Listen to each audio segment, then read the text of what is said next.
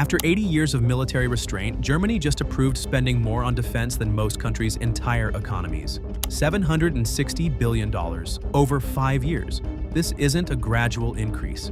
This is the most dramatic military transformation in German history since World War II. In December 2025, the German parliament approved another €2.5 billion across 11 major defense projects. AI-powered surveillance systems, 250,000 assault rifles, advanced missiles for incoming F-35 fighter jets. That brings Germany's 2025 military spending to €33 billion across 73 separate projects. But here's what makes this truly unprecedented. By 2029, Germany will spend €162 billion annually on defense. That's more than France and the United Kingdom combined. Chancellor Friedrich Merz stood before Parliament in May and made a promise that would have been unthinkable just 3 years ago. We want to make the Bundeswehr the strongest conventional army in Europe. The strongest army in Europe. From a nation that spent decades avoiding military power, afraid of its own history, reluctant to even meet NATO's minimum spending requirements. So, what changed, and what does it mean when Europe's largest economy decides to become its dominant military force? This is the story of how Russia's invasion of Ukraine didn't just change the map, it changed Germany itself. Let's break down where $750 billion actually goes when you're rebuilding an army from scratch. The headline number is €649 billion through 2029, but the trajectory tells the real story. 2025, €86 billion. That's 2.4% of Germany's GDP. 2029, €162 billion annually. That's 3.5% of GDP. Germany isn't just meeting NATO's 2% spending target anymore. It's blowing past it. To put this in perspective, Germany's current defense budget equals roughly what Russia spends in a year. By 2029, Germany alone will outspend Russia while supporting Ukraine with an additional €9 billion annually. So, what are they actually buying? Start with the basics. 250,000 new assault rifles. The HK-416, the same weapon used by US Special Forces and the French military. Germany originally ordered 120,000 to replace its aging G-36 rifles. Now they're ordering enough for an army that doesn't exist yet, because the Bundeswehr currently has 180,000 active personnel. The plan calls for 260,000 active troops by 2035, plus 200,000 trained reservists. That's more than doubling the force in a decade. Then there's the technology. The Urano system, an AI-powered surveillance platform that processes data from drones, satellites, and radar stations simultaneously. It's being deployed to Germany's brigade in Lithuania, monitoring NATO's eastern flank. Think of it as a tireless digital sentry watching 1,600 kilometers of border. The AI identifies patterns and threats that human analysts would miss. It's part of what military planners call the glass battlefield concept, total situational awareness. F-35 stealth fighters, Leopard 2 tanks, new submarines, joint strike missiles. December's €2.5 billion procurement included everything from laser targeting modules to encrypted communication systems. But here's the catch, all of this requires something Germany hasn't done in decades: massive borrowing. In March 2025, Parliament passed a constitutional amendment with 513 votes, 2/3 majority. It exempted defense spending above 1% of GDP from Germany's strict debt brake law. That single vote unlocked potentially €1 trillion in borrowing over the next decade. Former Finance Minister Christian Lindner warned that Germany could soon carry that €1 trillion in higher debt without strengthening its economy. But Defense Minister Boris Pistorius had a different message. Anyone who hesitates today is denying reality. To understand why this is such a seismic shift, you need to understand Germany's complicated relationship with military power. May 8, 1945, Germany surrenders. The Wehrmacht is dismantled. For the first time in centuries, Germany has no army. 10 years later, the Cold War forces a reversal. The Bundeswehr is founded in 1955. West Germany becomes NATO's front line against the Soviet Union. By the 1970s, Germany is spending over 3% of GDP on defense. The Bundeswehr grows to 300,000 troops. It's one of NATO's most capable conventional forces. Then, 1991, the Soviet Union collapses, the Cold War ends, and Western leaders make a bet that would define the next 3 decades. They believe that major conventional wars in Europe are obsolete, that the future is economic integration, not military confrontation, that Russia can be brought into the European system through trade and diplomacy. Germany embraces this vision completely. Defense spending drops from 2.4% of GDP in 1989 to barely 1.2% by the 2000s. In 2011, Germany suspends conscription. The Bundeswehr shrinks. Equipment ages. Maintenance is deferred. By 2017, the situation becomes embarrassing. None of Germany's submarines are operational. The military admits that only 4 of its 128 Eurofighter jets are combat-ready. Soldiers train with broomsticks painted black because there aren't enough rifles for exercises. Germany's NATO allies aren't subtle about their frustration. The United States repeatedly pressures Berlin to meet the 2% spending commitment, but German political culture has shifted. Pacifism runs deep. The memory of World War II makes any discussion of military power uncomfortable. Germany positions itself as a civilian power focused on trade and diplomacy. Then, February 24, 2022 changes everything. Russia launches a full-scale invasion of Ukraine, the largest conventional war in Europe since 1945. Chancellor Olaf Scholz addresses the Bundestag 3 days later. He uses a word that will define the moment: Zeitenwende, turning point. He announces a €100 billion special fund for the Bundeswehr. It's a shocking reversal. But implementation is slow, bureaucratic. The money sits largely unspent through 2023 and 2024. Then February 2025, Friedrich Merz wins the federal election. His Christian Democrats campaign on security, on German strength, on European leadership. And Merz doesn't just promise to spend Scholz's €100 billion fund, he promises to build the strongest conventional army in Europe. By March, the constitutional amendment passes. By June, the 5-year spending plan is approved. The transformation that Scholz announced but couldn't execute, Merz is now delivering, because the 30-year bet on peace didn't pay off. Russia proved that conventional war isn't obsolete, that military power still matters, that Europe's security cannot be taken for granted. Germany isn't just buying more of what it already has, it's building a completely different kind of military for a new era of warfare. Start with Uranos. This isn't your grandfather's reconnaissance system. Traditional military surveillance requires hundreds of analysts watching screens, processing reports, coordinating between different intelligence sources. It's slow, it's manpower intensive, and in modern warfare, slow means dead. Uranos changes the equation. The AI platform ingests data from every sensor simultaneously: drone footage, satellite imagery, radar contacts, ground-based cameras, signals intelligence. The system uses machine learning to identify patterns, troop movements, vehicle convoys,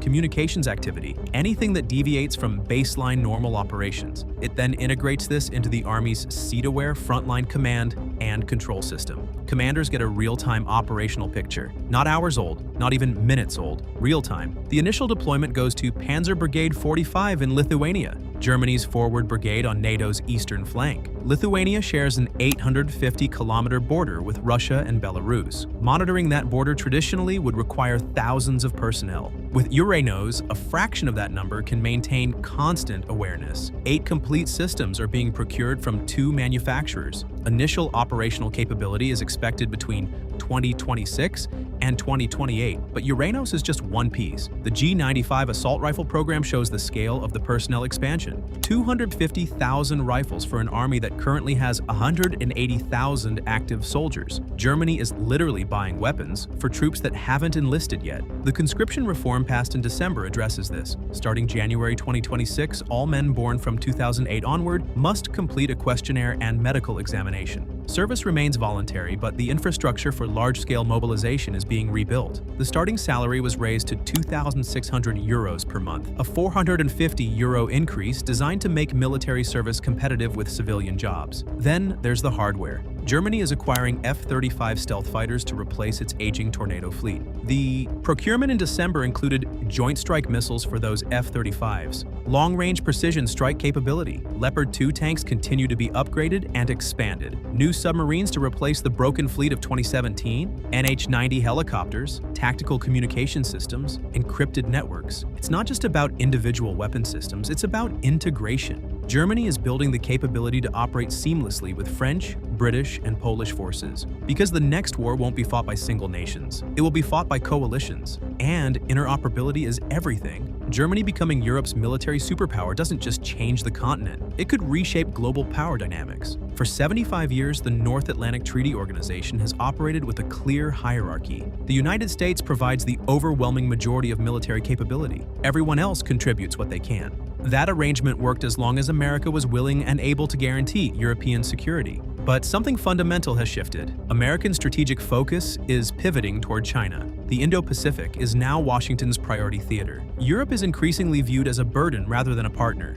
The Trump administration's skepticism of NATO accelerated this trend, but the trend predates Trump and will likely outlast any single administration. Europe can no longer assume that American protection is guaranteed. Finance Minister Lars Klingbeil put it bluntly in June. Europe stands today next to an aggressive Russia on one side and an unpredictable United States of America on the other side. This is the context in which Germany is rearming. By 2029, Germany's annual defense spending will exceed that of France and the United Kingdom combined. It will be the second largest military spender in NATO after the United States. France currently holds 200,000 active troops and possesses nuclear weapons. The UK maintains a powerful navy and its own nuclear deterrent.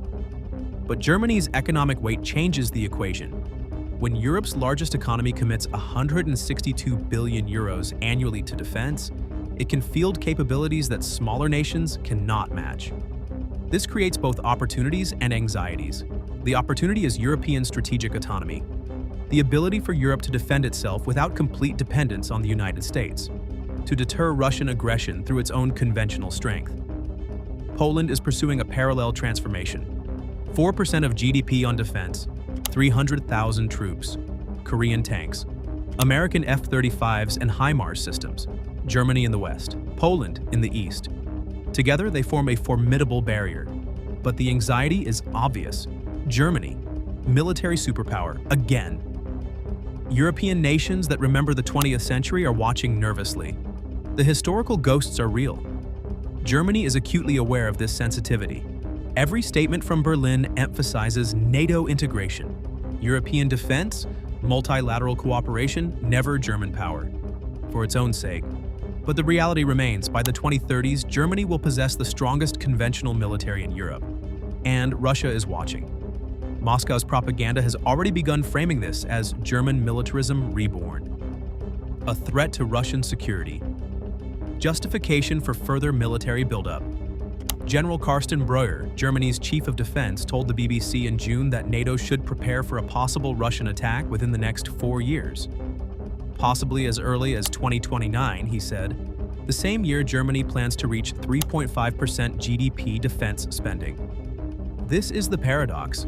Germany is rearming to deter Russian aggression. But Russia portrays that rearmament as aggression itself, which Russia uses to justify its own military expansion, which reinforces European threat perceptions, which drives further defense spending. It's a security spiral, and it's accelerating.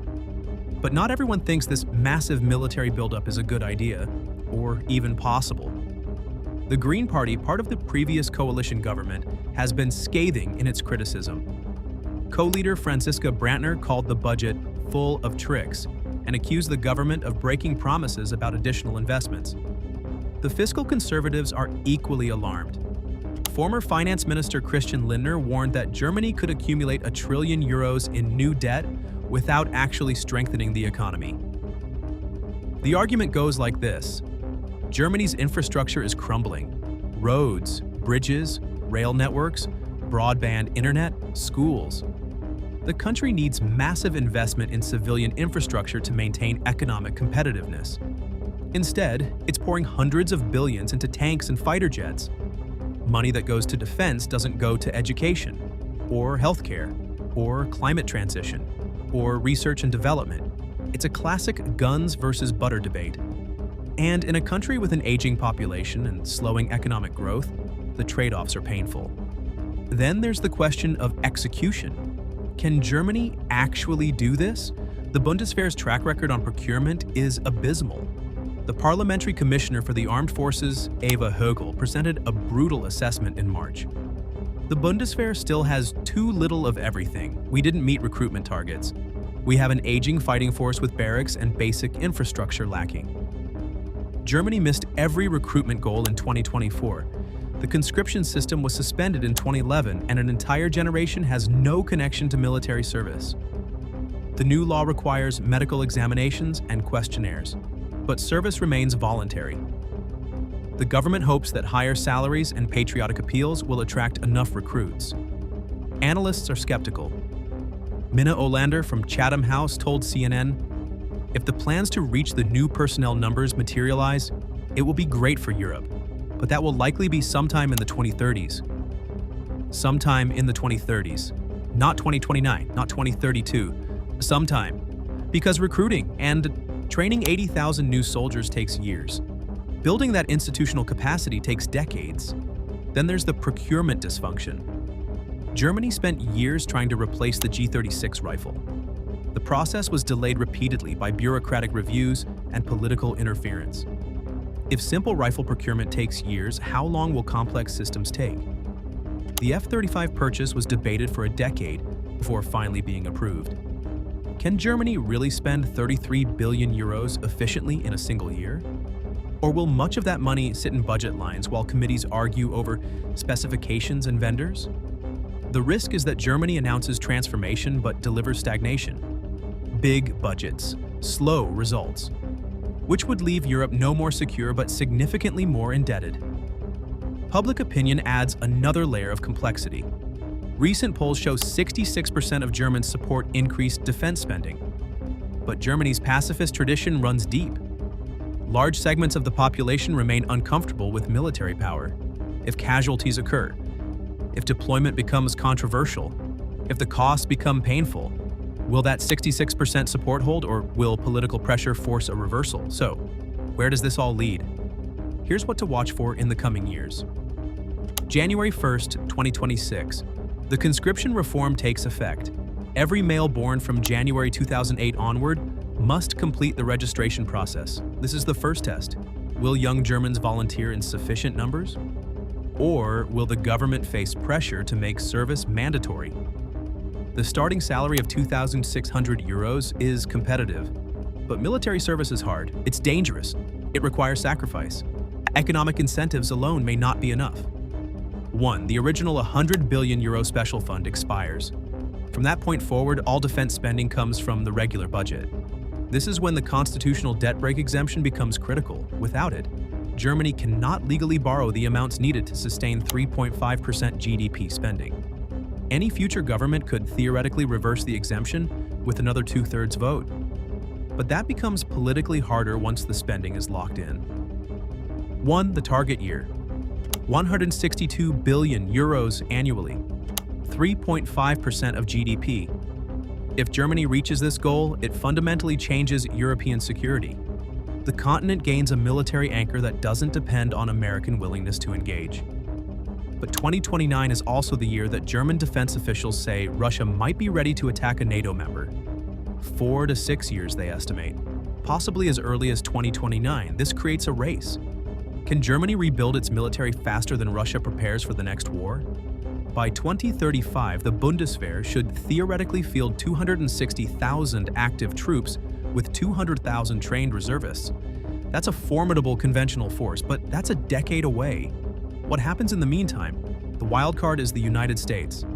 The 2028 American election could dramatically alter the transatlantic relationship. A president committed to NATO makes German rearmament a welcome reinforcement. A president hostile to NATO makes German capability essential for survival. Either way, Europe cannot go back to the pre-2022 assumption that American protection is automatic. The other nations are watching Germany's transformation.